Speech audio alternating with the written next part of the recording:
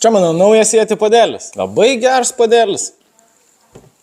Su tirščiais. Bet jis turi bėdą. Jis labai fiziškai didelis. Ir galbūt tai nebūtų bėda, nes jį telpa daug kavos. Bet tai pasidaro bėda, kai norite įsistatyti jį į mašinos laikiklį. Bet jeigu jūs esat pasiryžę paaukoti rankeną Primusas... Primusas.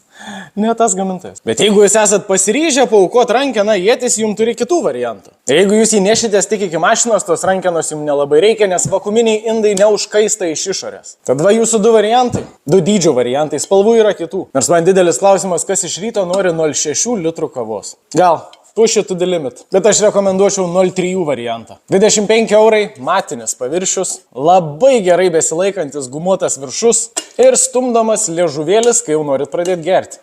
Išsiplausit lengvai, atrodo gražiai. O svarbiausia, kad ir su tokiu viršu šilumą laiko labai gerai. Visokių jėti gaminių rasit getbex.com.